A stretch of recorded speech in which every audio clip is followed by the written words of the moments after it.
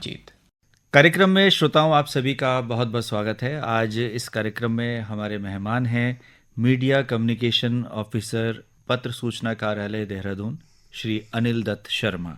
और आज एक बहुत ही महत्वपूर्ण विषय पर हम आपसे बातचीत करना चाहेंगे। विषय है सरकार और आम जनता के बीच संवाद। सरकार आम जनता के लिए योजनाएं तैयार करती हैं, नीतियों का निर्माण किया जाता है, कार्यक्रम तैयार किए जाते हैं और उनकी जो उपलब्धियां हैं वो भी जनता तक बताई जाती हैं। इसके लिए जो सरकार की प्रमुख एजेंसियां हैं वो कौन सी हैं, किस तरह से ये एजेंसियां कार्य करती हैं, तो हम अनिल दत्त शर्मा जी से इस बारे में जानेंगे। शर्मा जी, आपका बहुत बहुत स्वागत है आज के इस कार्यक्रम में। बहुत बहुत धन्यवाद भारती जी कि आपने मुझे इस कार्यक्रम में आमंत्रित किया। शर्मा जी, सबसे पहले तो हमारे श्रोताओं को बताएं कि ये जो दो प्रमुख एजेंसियां हैं जो इसके लिए कार्य करती हैं वो कौन कौन सी हैं। देखिए, भारत में बहुत सारी योजनाएं बनती हैं, सरकार बहुत सारी योजनाएं बनाती हैं जिसका क्रियान्वयन सरकार करती है, लेकिन अगर उसका प्रचार प्रसार नहीं होगा, वो योजनाएं जब तक आम जनता तक नहीं पहुंचेगी तो उसका कोई सटीक उसका कोई फायदा नहीं होता है। योजनाएं बहुत सारी बनती हैं लेकिन अगर वो लोगों तक नहीं पहुंचेगी तो हम उसको ये नहीं कह सकते कि ये बहुत इफेक्टिव है। योजनाओं को जनता तक पहुंचाने के लिए भारत सरकार का एक मंत्रालय है, सूचना प्रसारण मंत्रालय, जिसके अंतर्गत बहुत सारी मीडिया यूनिट्स काम करती हैं, जो इसकी पब्लिसिटी करती हैं, जो इसको आम लोगों तक पहुंचाती है एक सिंप्लीफाइड वे में। बहुत सारे डिपार्टमेंट्स हैं ministry of information and broadcasting के अंडर में, जिसमें सीबीसी है, सेंट्रल ब्यूरो ऑफ कम्युनिकेशन है, पीआईबी प्रेस इन्फॉर्मेशन ब्यूरो जिसमें मैं अभी कार्यरत हूँ, डीपीडी है, directorate of publication and division, NSD है, न्यू सर्विस डिवीजन, और आरएनआई है, पीसीआई है, न्यू मीडिया विंग है। ये अपने अपने तरीके से कार्य करती हैं और भारत सरकार की जितनी भी योजनाएं हैं वो अखबारों के माध्यम से या डायरेक्ट लोगों से बात करके भारत सरकार की योजनाएं, पब्लिसिटी मटेरियल जो है वो पहुंचाया जाता है। ये विस्तार से आपने बताया। अब जानना चाहेंगे यदि हम पत्र सूचना कार्यालय की बात करें, क्योंकि आम जो जनता है वो सरकार की गतिविधियों के बारे में जानना चाहती है, उसकी योजनाओं के बारे में जानना चाहती है, और ये जो जानकारी है वो विश्वसनीय हो और आधिकारिक जानकारी हो, तो इसके लिए पत्र सूचना कार्यालय की बहुत बड़ी भूमिका है। ये किस तरह से कार्य करता है? और यदि हम उत्तराखंड की बात करें तो चूंकि अब इसके साथ सोशल मीडिया भी चल चुका है, तो सोशल मीडिया हैंडल्स को आप कैसे हैंडल करते हैं? देखिए भारती जी, वैसे तो मैंने जैसे बताया कि बहुत सारे विंग्स हैं मिनिस्ट्री ऑफ इंफॉर्मेशन ब्रॉडकास्टिंग के। दो इंपॉर्टेंट विंग्स जो हैं जो काम करते हैं, मुख्यतः पीआईबी और CBC, central bureau of communication. PIB का जो स्ट्रक्चर है, पीआईबी बेसिकली कम्युनिकेट करती है प्रेस के साथ, जैसा नाम है प्रेस इंफॉर्मेशन ब्यूरो। तो भारत सरकार की जितनी भी योजनाएं बनती हैं उसका जो क्रियान्वयन है वो कब लॉन्च हो रही है, उसके क्या फायदे हैं, पब्लिक के लिए वो कैसे बेनिफिटेड है, तो वो प्रेस इंफॉर्मेशन ब्यूरो पब्लिक को जो है पहुंचाती है इनडायरेक्टली। डायरेक्टली पहुंचाती है प्रेस को, बाइट्स के थ्रू, प्रेस कॉन्फ्रेंसेस के थ्रू, आर्टिकल्स के थ्रू और प्रेस रिलीजेस के थ्रू। तो हम अखबारों को ये तमाम सूचनाएं देते हैं, फिर अखबारों में वो आर्टिकल छपते हैं, वो सूचनाएं छपती हैं जो हर माध्यम से आम जनता तक पहुंचती है। इसके अलावा जैसा कि आपने कहा कि सोशल मीडिया का जमाना भी है, प्रेस इंफॉर्मेशन ब्यूरो के भी अपने हैंडल्स हैं, ट्विटर हैंडल है, एक्स हैंडल है, फेसबुक हैंडल है, इंस्टाग्राम है, यूट्यूब है, फेसबुक है। तो ये तमाम जो विंग्स हैं सोशल मीडिया के, इनके माध्यम से भी डेली अपडेट्स जो है वो पीआईबी अपने नेशनल हैंडल्स पर और रीजनल हैंडल्स पर उनको पोस्ट करता है। जैसे कि अभी बजट का हम उदाहरण दें तो जब बजट आया था तो जैसे जो हैपनिंग हो रही थी बजट के, चाहे वो एग्रीकल्चर को लेके थी, चाहे वो फाइनेंस को लेके थी, चाहे वो रेलवे को लेके थी, तो हम उसको जो है सोशल मीडिया के माध्यम से डिसेमिनेट कर रहे थे। एक और बड़ी बात है, क्योंकि भारत भौगोलिक की दृष्टि से बड़ा एक क्षेत्र है, यहाँ पर तमाम भाषाएं बोली जाती हैं, तो प्रेस इंफॉर्मेशन ब्यूरो अलग अलग भाषाओं में भी उन जो इन्फॉर्मेशन आती है दिल्ली से उसको ट्रांसलेट करती है और ट्रांसलेट करके उसको अखबारों में, जो वर्निकुलर प्रेसेस हैं, जो क्षेत्रीय भाषाओं के जो अखबार हैं, उनको भी जो है वो इन्फॉर्मेशन जो है वो प्रोवाइड करती है। वो ऑथेंटिक इन्फॉर्मेशन इसलिए होती है क्योंकि वो डायरेक्ट सीधा गवर्नमेंट ऑफ इंडिया के मिनिस्ट्रीज से या फिर डिपार्टमेंट से सीधा पीआईबी को प्राप्त होती है और हम उसको जो है प्रेस के माध्यम से आम जनता तक उसको पहुंचाते हैं। जी, सूचना का जो प्रवाह है और मीडिया का जो प्रभाव है वो तेजी से बढ़ा है। जी, डिजिटल युग में जहाँ फेक न्यूज़ और गलत सूचनाएं आम हो गई हैं, तो ऐसे में पीआईबी किस तरह की भूमिका निभाता है उनका खंडन करने के लिए और जो प्रामाणिक जानकारी है वो आम जनता को प्रदान करने के लिए? जी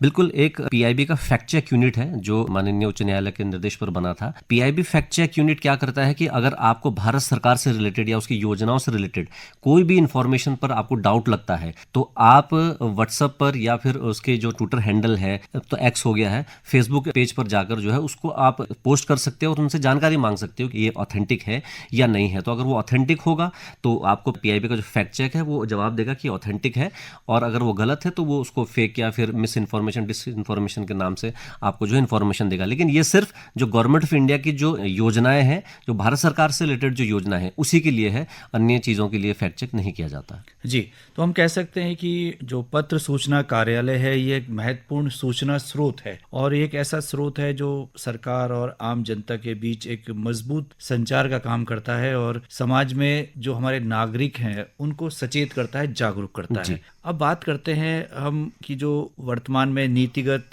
फैसले लिए गए हैं, हम आम बजट की बात करें जी, तो हमारे जो किसान साथी हैं उनके लिए क्या कुछ खास है जिसकी सूचना आप देना चाहेंगे इस कार्यक्रम के माध्यम से? जैसा कि अभी 23 जुलाई को फाइनेंस मिनिस्टर ने पार्लियामेंट में बजट रखा, अपनी स्पीच में उन्होंने कहा कि जो एग्रीकल्चर है, क्योंकि माननीय प्रधानमंत्री जी विकसित भारत की बात करते हैं कि 2047 तक भारत को विकसित राष्ट्र बनाना है, और उसमें उनका जोर रहता है कि जो कृषि हमारा क्षेत्र है, जो हमारे फार्मर्स हैं, जो हमारे किसान हैं, जब तक वो स्ट्रांग नहीं होंगे, जब तक वो विकसित नहीं होंगे, तो भारत को एक विकसित राष्ट्र के तौर पर डेवलप करना एक बहुत बड़ी चुनौती है। इसी के लिए जो अभी इस बार का जो बजट है, वो जो टोटल बजट है उसका 2.7% जो है पूरा एग्रीकल्चर को समर्पित है, यानी कि 1,32,470 का इस बार एग्रीकल्चर के लिए बजट है। जो पिछला बजट जो था 23-24 का जो बजट था उसका 5% उसका इंक्रीमेंट है। तो ये बताता है कि भारत सरकार और जो हमारे माननीय प्रधानमंत्री जी हैं वो किसानों को लेकर कितने सचेत हैं, उनके विकास को लेकर कितना सचेत हैं, उनकी आमदनी को लेकर कितना सचेत हैं, और वो चाहते हैं कि भारत विकसित राष्ट्र जब बने तो उसमें कृषि की बहुत बड़ी भूमिका हो, किसानों की बहुत बड़ी भूमिका हो, क्योंकि भारत जो है वो एक कृषि प्रधान देश है। जी, जब हम कृषि प्रधान देश में डिजिटल युग की बात करते हैं और जो डिजिटल प्लेटफॉर्म्स हैं उसमें भी किसानों के लिए सूचनाएं लगातार दी जा रही हैं, तो आपको लगता है कि ये सूचनाएं उन तक पहुंच रही हैं? जी, बिल्कुल पहुंच रही हैं। जैसे कि मैंने कहा कि पीआईबी में उसमें एक अहम रोल अदा करता है कि वो अखबारों के माध्यम से, टीवी के माध्यम से किसानों तक पहुंचता है। एक हमारा विंग है सेंट्रल ब्यूरो ऑफ कम्युनिकेशन, वो अलग अलग रीजन में जाकर अलग अलग योजनाओं से रिलेटेड, चाहे वो किसानों से संबंधित योजनाएं हो, चाहे वो किसी भी फील्ड से रिलेटेड योजनाएं हैं, उसकी प्रदर्शनी लगाता है। वो डायरेक्ट एक इंटरपर्सनल कम्युनिकेशन सेटअप करता है किसानों के साथ, उनको मंच पर आमंत्रित किया जाता है, एग्जीबिशन में आमंत्रित किया जाता है, उनको बताया जाता है कि किसानों के लिए क्या क्या योजनाएं भारत सरकार की है। और अलग अलग माध्यम, जैसे कि अभी हमने बजट की बात की, तो बजट में एक डिजिटल इंफ्रास्ट्रक्चर का भी उन्होंने एक प्रावधान दिया है, जिसमें 3 वर्षों में किसानों और उनकी जमीनों को शामिल किया जाएगा और उसमें एक प्रॉपर एक इंफ्रास्ट्रक्चर बनाया जाएगा। डिजिटल इंफॉर्मेशन उसमें सारे किसानों की होगी। 400 जिलों में डिजिटल फसल सर्वेक्षण का उसमें प्रावधान दिया गया है। जन समर्थ आधारित किसान क्रेडिट कार्ड जारी किए जाएंगे। तो ये तमाम चीजें हैं। ई नैम हमारे पास है, एक इलेक्ट्रॉनिक मंडी है जिसमें 23 राज्यों के लगभग 1300 कुछ मंडियां उसमें शामिल हैं। तो एक ई ऑक्शन की प्रणाली जो है वो विकसित की गई है ई नैम के थ्रू। तो ये तमाम जो है डिजिटाइजेशन चीजें हैं, किसान क्रेडिट कार्ड बन रहे हैं, इलेक्ट्रॉनिक कार्ड बन रहे हैं। तो ये तमाम वो एफर्ट्स हैं जो सरकार किसानों को डिजिटाइज कर रही है, उनकी जो फसलें हैं उनकी इन्फॉर्मेशन ऑनलाइन प्राप्त है। अनिल जी, हम सभी जानते हैं कि ये मानसून का दौर है, अतिवृष्टि हो रही है, उत्तराखंड में आपदा भी बहुत आ रही है जी, और इसके लिए आम जनता को सूचित करना, खास तौर से जो पर्यटक हैं उनको सूचित करना बहुत आवश्यक है। तो इस समय कार्यालय आपका जो है पत्र सूचना कार्यालय जी, किस तरह की भूमिका निभा रहा है? इस समय सबसे प्रभावशाली जो हमारे पास हथियार है वो सोशल मीडिया का हथियार है। जो भी जैसे अगर हम उत्तराखंड की बात करें तो केदारनाथ में जो रेस्क्यू ऑपरेशन चल रहा है उसकी हम समय समय पर अपने सोशल मीडिया विंग्स के माध्यम से लोगों तक जानकारी पहुंचा रहे हैं। प्रसार भारती के अंतर्गत जो न्यूज़ सर्विस डिवीजन है, जो रीजनल न्यूज़ यूनिट है, वो अपने बुलेटिन में लगातार जो है वो अपडेट्स जारी कर रहा है। नेशनल लेवल पर भी और स्टेट लेवल पर भी उसकी जो जानकारी जो है वो लोगों तक पहुंचाई जा रही है। चाहे जितने भी रेस्क्यू ऑपरेशन चल रहे हैं या फिर मौसम संबंधित जितनी भी जानकारी है तो पूरा हम अपडेट दे रहे हैं। इससे पहले भी जब भी अलर्ट घोषित किया गया है मौसम विभाग की तरफ से या फिर मेट्रोलॉजिकल डिपार्टमेंट की तरफ से, उसको हम अपने ट्विटर हैंडल पर और अपने जो प्रेस रिलीजेस हैं उसके माध्यम से हम प्रेस को और लोगों तक जो जानकारी वो पहुंचाते हैं। उत्तराखंड में यदि विगत 1 वर्ष की हम उपलब्धियों की बात करें तो पत्र सूचना कार्यालय की कोई खास उपलब्धि जो आप श्रोताओं को बताना चाहेंगे? हमारी एक तो उपलब्धि है क्योंकि हम वार्तालाप एक हमारा इंपॉर्टेंट इवेंट होता है।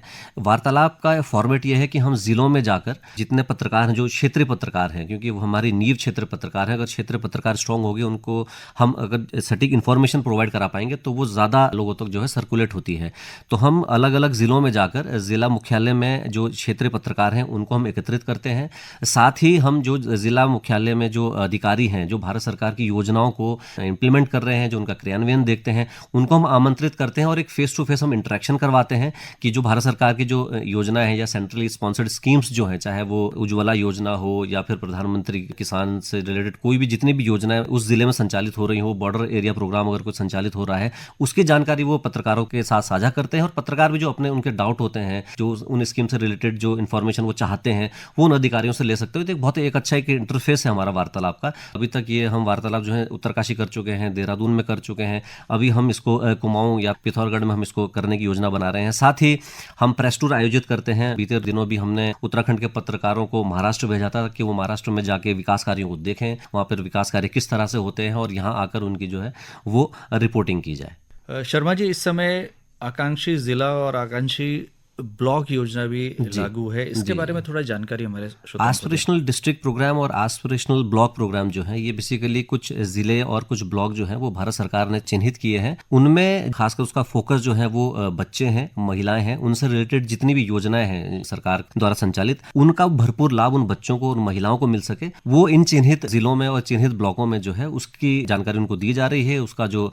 फायदा है वो उस वर्ग तक पहुंचाया जा रहा है और उसकी पब्लिसिटी भी हम जो है वक्त वक्त पर कर रहे हैं। तो हम ये कह सकते हैं कि पत्र सूचना कार्यालय आम जनता और सरकार के बीच एक पुल की तरह काम करता है और इससे सरकार की जो नीतियां हैं और उसके जो कार्यक्रम हैं उसके बारे में आम जनता की समझ बढ़ती है। जी बिल्कुल, अगर पीआईबी को अगर आप हटा दें तो लोगों को समझना बहुत मुश्किल हो जाएगा कि भारत सरकार हमारे लिए क्या कर रही है, क्या योजनाएं लेकर आ रही है। तो जो पुल का काम करता है वो पीआईबी करता है पत्रकारों के साथ, और पत्रकार क्योंकि सीधे जनता से संवाद करते हैं तो हम पत्रकारों से संवाद करते हैं और हमको एक प्लेटफॉर्म मिल जाता है, अखबारों का प्लेटफॉर्म मिल जाता है, हमको टीवी का प्लेटफॉर्म मिल जाता है, अब तो सोशल मीडिया है, अब तो पोर्टल्स का जमाना है और यूट्यूब चैनल्स का जमाना है। तो हम इन तमाम पत्रकार हैं, इनसे जुड़कर, इनसे मिलकर इनको सूचना प्रेषित करते हैं ताकि लोगों तक सटीक जानकारी पहुंच सके और इनका जो फीडबैक है वो भी हम तक पत्रकारों के जरिए जो है वो पहुंचता है। शर्मा जी, क्या इससे क्षेत्रीय पत्रकारिता को बढ़ावा मिलता है, वो भी ज्यादा मजबूत होते हैं, उनके पास भी सूचनाएं समय पर पहुंचती हैं? जी बिल्कुल, क्योंकि एक देखिए दो तंत्र काम करते हैं स्टेट में या फिर जिले में।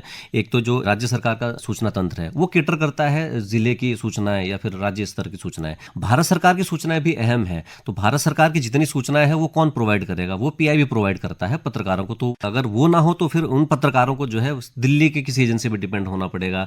लेकिन यहाँ पर जो है वो मुफ्त सूचनाएं दी जा रही है, पीआईबी को चार्ज तो करता नहीं है। हम डेली जो है प्रेस रिलीजेस देते हैं, वो मुफ्त में प्रेस रिलीजेस दी जाती हैं, सारी सूचनाएं उनको मुफ्त में प्रोवाइड करवाई जाती हैं। भारत सरकार की योजनाओं को लेकर, भारत सरकार की जितनी भी नीतिगत फैसले हैं उसको लेकर जो है पीआईबी जो क्षेत्रीय पत्रकार हैं उनको फीड करता है और वो उसमें हमारा जो है वो बड़ा योगदान है। जी, तो अंत में इस कार्यक्रम के माध्यम से क्या कहना चाहेंगे कि सरकार की योजनाओं का अधिक से अधिक लाभ हमारे श्रोता उठाएं? जी बिल्कुल, क्योंकि भारत सरकार ऐसा कोई वर्ग नहीं है, ऐसा कोई सेक्शन नहीं है जिसको लेकर भारत सरकार योजनाएं ना बनाती हो।